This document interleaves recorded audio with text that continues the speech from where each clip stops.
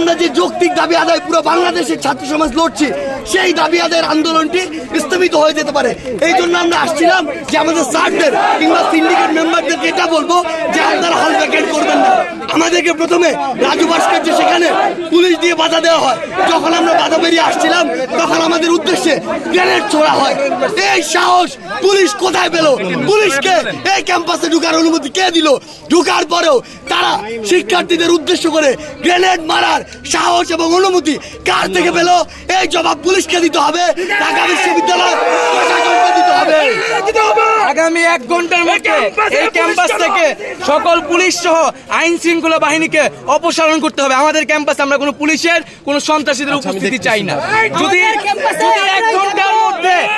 ঘন্টার মধ্যে পুলিশকে ক্যাম্পাস থেকে সরানো না হয় তাহলে ভিসি পক্ষকে আমরা জবাবদিহি করাবো।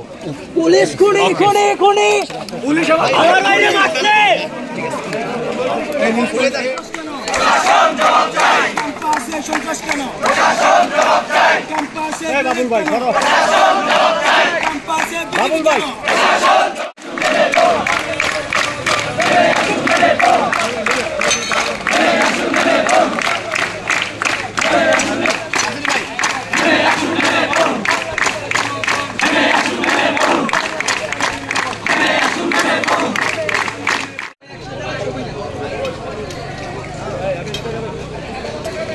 কথা বলুন তো।